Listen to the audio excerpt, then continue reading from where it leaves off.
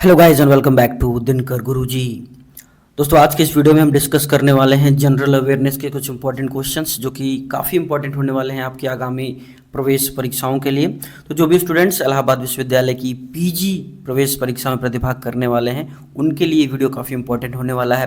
Video को शुरू से लेकर अंत तक जरूर देखिएगा। बाकी अगर अभी तक आपने हमारे चैनल को सब्सक्राइब नहीं किया तो चैनल को जरूर सब्सक्राइब कर लें इसी तरह के इंपॉर्टेंट वीडियोस के अपडेट सबसे पहले पाने के लिए।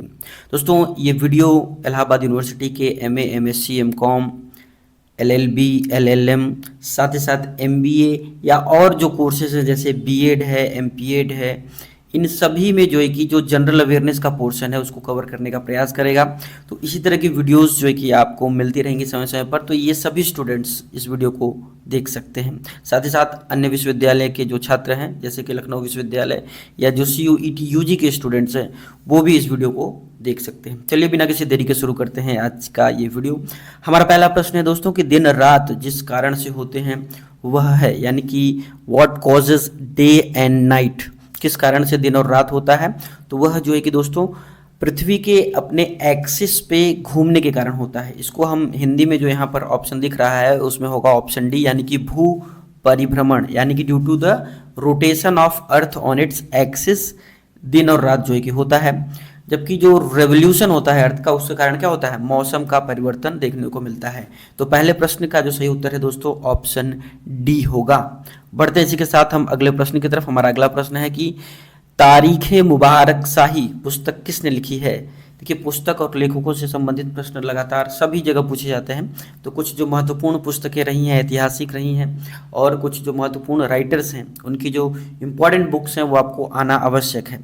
तो तारीख मुबारक शाही की अगर हम बात करें तो इसको लिखा था यहया बिन अहमद सरहिंदी ने। तो इस प्रश्न का जो सही उत्तर होगा ऑप्शन ए सही हो जाएगा।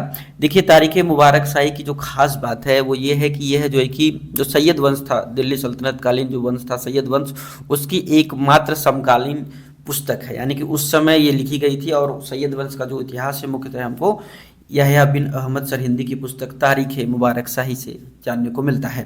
बढ़ते हैं इसी के साथ हम अगले प्रश्न की तरफ। हमारा अगला प्रश्न है कि किस एक्ट के द्वारा भारतीय सिविल सेवा में बहाली की परीक्षा का आयोजन इंग्लैंड के साथ साथ भारत में भी किया जाने लगा। यानी कि पहले जो है कि ब्रिटिश काल में अगर कहा जाए तो जो ICS की परीक्षा यानी कि इंडियन सिविल सर्विसेज एग्जामिनेशन जो होता था वह केवल इंग्लैंड में आयोजित किया जाता था। लेकिन बाद में जो है कि एक एक्ट पारित किया गया जिसके तहत जो है कि यह एग्ज़ाम जो है कि भारत में भी कंडक्ट कराए जाने लगा। देखिए इसके बारे में अगर हम बात करें तो इसकी पहल जो है कि सबसे पहले शुरू में 1893 में इंडियन काउंसिल एक्ट के द्वारा इंग्लैंड के हाउस ऑफ कॉमन्स में प्रस्ताव पारित किया गया था जिसके तहत ये परीक्षा जो है कि भारत में कराई जानी थी। लेकिन उस समय जो है कि इसका क्रियान्वयन नहीं किया गया। लेकिन 1919 के गवर्नमेंट ऑफ इंडिया एक्ट के द्वारा सिविल सेवा की जो प्रवेश परीक्षा का आयोजन क्रमशः इंग्लैंड और भारत में कराने की सिफारिश की गई। और वर्ष 1922 से सिविल सेवाओं का आयोजन यानी कि सिविल सेवा परीक्षा का आयोजन क्रमशः इंग्लैंड एवं भारत में किया जाने लगा।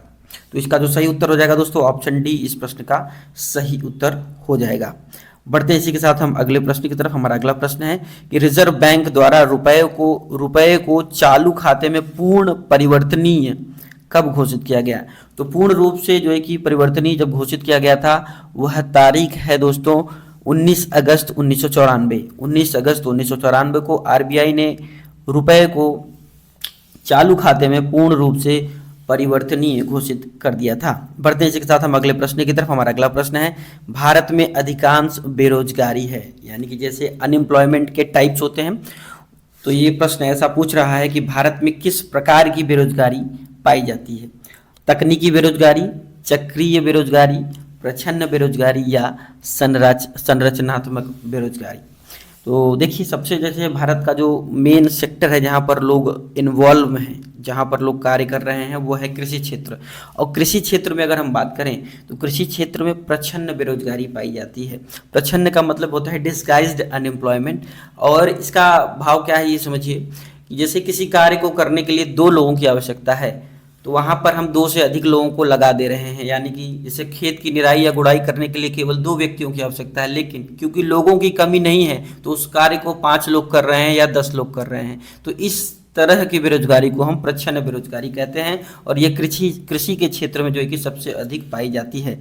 संरचनात्मक या स्ट्रक्चरल अनएम्प्लॉयमेंट की बात करें तो यह जो है कि इसमें होता क्या है कि स्किल की कमी होती है, यानी कि जो अनएम्प्लॉयड पर्सन है उसके अंदर स्किल की कमी होती है। और भारत में अगर मुख्यतः हम बात करें तो यही जो संरचनात्मक बेरोजगारी है वो सबसे अधिक मात्रा में पाई जाती है। ठीक है, इस प्रश्न के दो उत्तर भी हो सकते हैं जहाँ तक मुझे लगता है, ऑप्शन सी और ऑप्शन डी दोनों सही हो सकता है, लेकिन जब से सटीक जो उत्तर होगा वो ऑप्शन डी होगा, संरचनात्मक। आप इसके साथ जा सकते हैं। बढ़ते इसी के साथ अगले प्रश्न की तरफ। हमारा अगला प्रश्न है कि द मॉडर्न स्टेट नामक पुस्तक के लेखक कौन है। द मॉडर्न स्टेट, जैसे देखिए दो बुक के प्रश्न देखिए आपको देखने को मिल गए शुरू के ही कुछ प्रश्नों में।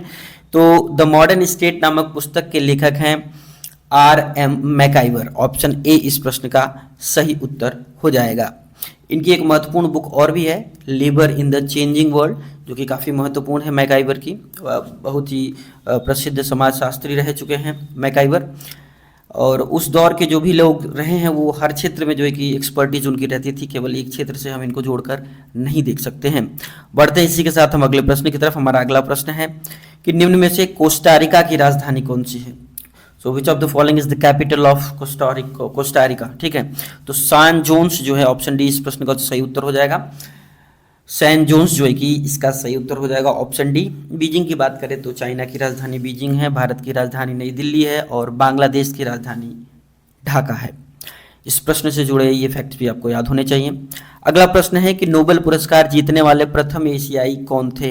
Who was the first Asian to win Nobel पुरस्कार और प्राइज।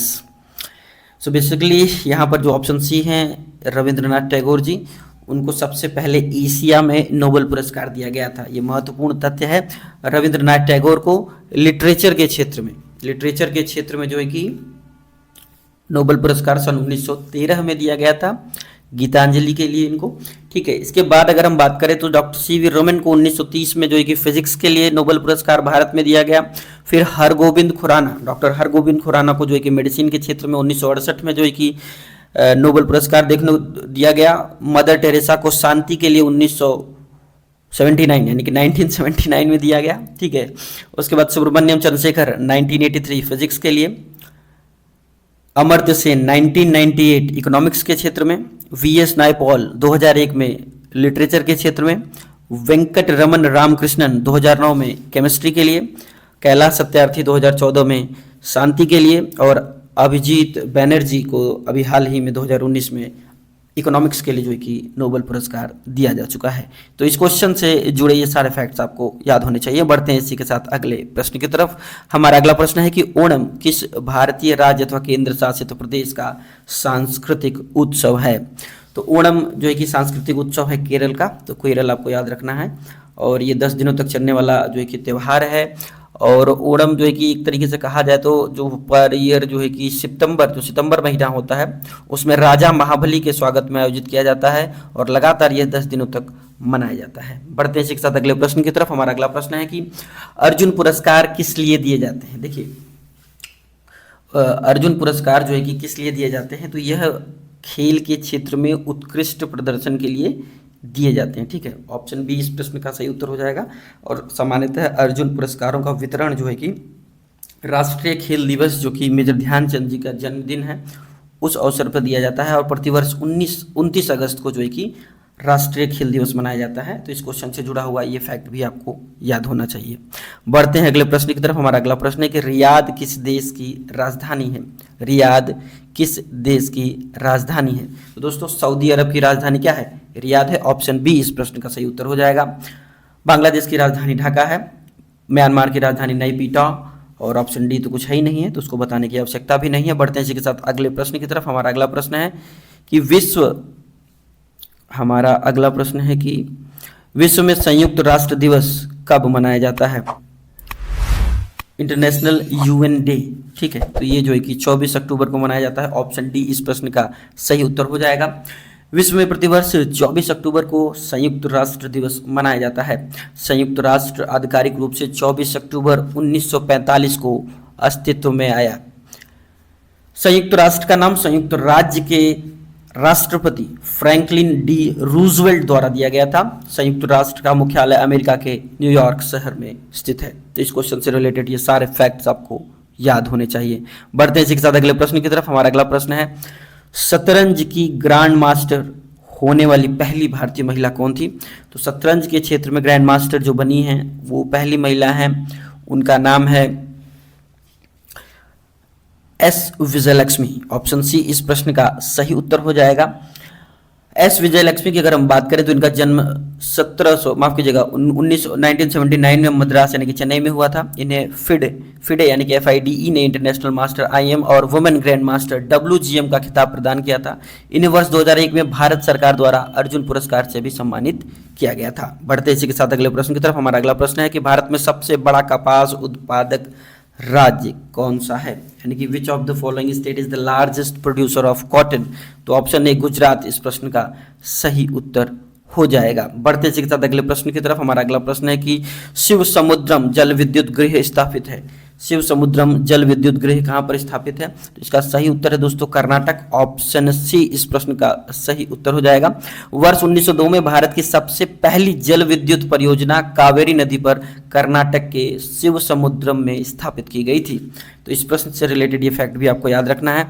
अगला प्रश्न है हमारा कि पूर्वी और पश्चिमी घाट डैश पर मिलते हैं। पूर्वी और पश्चिमी घाट की जो पहाड़ियां हैं वह डैश पहाड़ियां पर मिलते हैं। तो इसका जो सही उत्तर है दोस्तों वो है कि नीलगिरी पहाड़ियां। ऑप्शन सी जो है कि इस प्रश्न का सही उत्तर हो जाएगा। बढ़ते हैं इसी के साथ अगले प्रश्न की तरफ। हमारा अगला प्रश्न है कि भारत की संसद मंत्री परिषद के कार्यों पर इनके माध्यम से निरंतर नियंत्रण स्थापित करती है। तो क्या चीज करके जो है कि नियंत्रण स्थापित किया जाता है ये पूछा जा रहा है आपसे। तो इसका जो सही उत्तर हो जाएगा ऑप्शन 1, 2 और 3, माफ कीजिएगा दोस्तों, यानी कि ऑप्शन डी जो है कि इसका सही उत्तर हो जाएगा। यानी कि स्थगन प्रस्ताव, प्रश्नकाल और पूरक प्रश्न के माध्यम से संसद मंत्री परिषद के जो कार्य हैं उन पर जो है कि नियंत्रण रखती है, उन पर कंट्रोल रखती है। बढ़ते हैं इसी के साथ अगले प्रश्न की तरफ। हमारा अगला प्रश्न है भारत में रह रहा एक ब्रिटिश नागरिक किस अधिकार का दावा नहीं कर सकता है? तो भारत में जो रह रहे हैं लोग बाहरी देश के, वो जो है कि जीवन तथा व्यक्तिगत स्वतंत्रता की रक्षा का दावा नहीं कर सकता है, जबकि व्यापार तथा व्यवसाय की स्वतंत्रता उसको दी जाती है। विधि के समक्ष समानता भी रहेगी, धर्म की स्वतंत्रता रहती है, लेकिन right to life and liberty जो है कि वो उसको नहीं प्राप्त होता है। तो इस प्रश्न का जो सही उत्तर होगा ऑप्शन सी हो जाएगा। बढ़ते हैं इसी के साथ अगले प्रश्न की तरफ। हमारा अगला प्रश्न है डायमेकस एक राजदूत, जो कि राजदूत का नाम है, सीरिया के जो कि सीरिया का था, से किसके दरबार में भेजा गया था? तो डायमेकस को किसके दरबार में भेजा गया था? सिंपल सा प्रश्न ये पूछा जा रहा है। तो बेसिकली बिंदुसार जो है, ऑप्शन सी जो है कि इस प्रश्न का सही उत्तर हो जाएगा। बिंदुसार जैसा कि आपको पता होगा कि मौर्य राजवंश का एक राजा था जो चंद्रगुप्त मौर्य का पुत्र भी था।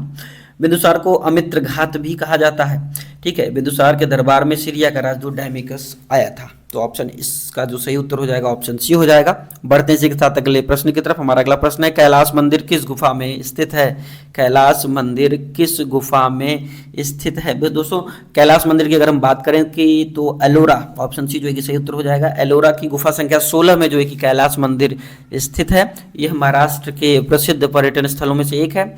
साथ ही साथ इसकी स्थापना राष्ट्रकूट शासकों के द्वारा महाराष्ट्र के औरंगाबाद जिले में की गई थी। यूनेस्को ने वर्ष 1983 में अजंता एवं एलोरा गुफा को विश्व विरासत स्थल घोषित किया है। तो इस प्रश्न से रिलेटेड 3-4 फैक्ट जो मैंने बताया कि इसका निर्माण राष्ट्रकूट शासकों के द्वारा किया गया था। साथ ही साथ यूनेस्को ने वर्ष 1983 में इसको जो है कि विश्व विरासत स्थल घोषित किया। तो ये फैक्ट भी आपको याद रखना है। बढ़ते हैं इसी के साथ अगले प्रश्न की तरफ। एशियाई विकास बैंक यानी कि ADB का मुख्यालय कहाँ पर स्थित है? तो ADB का जो मुख्यालय है दोस्तों, ADB का जो मुख्यालय है वह मनीला, फिलीपींस की राजधानी मनीला में स्थित है। और यह एक क्षेत्रीय विकास बैंक है जिसकी स्थापना 19 दिसंबर 1966 को एशियाई देशों के आर्थिक विकास सहयोग के लिए की गई थी। तो इसका जो सही आंसर है ऑप्शन बी हो जाएगा। बढ़ते हैं इसी के साथ अगले प्रश्न की तरफ। किसने कहा कि कांग्रेस लॉर्ड डफरिन के दिमाग की उपज थी? 22वां प्रश्न आपसे पूछ रहा है कि किसने कहा कि कांग्रेस लॉर्ड डफरिन के दिमाग की उपज थी? तो ये जिसने भी कहा था उसका नाम आपको पता होना चाहिए। बेसिकली देखिए, राष्ट्रीय कांग्रेस की अगर हम बात करें दोस्तों, तो इसकी स्थापना 28 दिसंबर 1885 में हुई थी।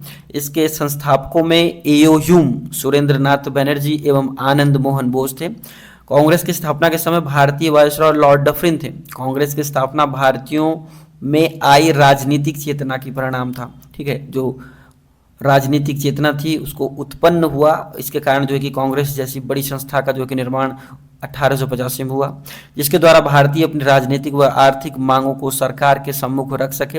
अतः लाला लाजपत राय के द्वारा ये कहा गया कि कांग्रेस लॉर्ड डफरिन के दिमाग की उपज है। तो ऑप्शन सी इस प्रश्न का सही उत्तर हो जाएगा। लाला लाजपत राय ने ऐसा कहा था कि कांग्रेस लॉर्ड डफरिन के दिमाग की उपज थी। बढ़ते हैं इसी के साथ अगले प्रश्न की तरफ। हमारा अगला प्रश्न है कि पेनिसिलिन किस सूक्ष्म जीव से प्राप्त होता है? पेनिसिलिन जो कि एक एंटीबायोटिक है, पेनिसिलिन जो कि एक एंटीबायोटिक है, वो बेसिकली कवक से प्राप्त होता है। ठीक है, कवक जो है कि ऑप्शन डी इस प्रश्न का सही उत्तर हो जाएगा। यह एक पेनिसिलियम नोटेटम नाम का एक फफूंद है। इसका आविष्कार नोबेल पुरस्कार विजेता अलेक्जेंडर फ्लेमिंग ने किया था। ये भी आपको याद रखना है। बढ़ते हैं इसी के साथ अगले प्रश्न की तरफ। हमारा अगला प्रश्न है कि कंप्यूटर माउस का आविष्कार किसने किया था? कंप्यूटर के माउस का आविष्कार जो है कि डगलस एंगलबर्ट ने किया था। तो इसका जो सही उत्तर हो जाएगा दोस्तों, ऑप्शन ए हो जाएगा। प्रसिद्ध नबकलेबरा उत्सव इनमें से किस राज्य में मनाया जाता है? नबकलेबरा उत्सव जो है कि किस राज्य में मनाया जाता है? तो नबकलेबरा उड़ीसा स्थित पुरी के जगन्नाथ मंदिरों से जुड़ा एक प्राचीन उत्सव है। इस उत्सव के दौरान भगवान जगन्नाथ, बालभद्र, सुभद्रा और सुदर्शन की पुरानी मूर्तियों को बदलकर नई मूर्तियों में परिवर्तित किया जाता है, या नई मूर्तियां उनके स्थान पर स्थापित की जाती है। तो यह जो है कि उड़ीसा से संबंधित प्रसिद्ध जो है कि उत्सव है, आपको याद रखना है। दोस्तों आज के इस वीडियो में इतना ही। ये वीडियो आपको कैसा लगा आप कमेंट करके जरूर बताइए। अगर ये पसंद आया तो वीडियो को अवश्य लाइक कीजिएगा। चैनल पर नए तो सब्सक्राइब करके बेल का आइकन प्रेस कर दीजिए।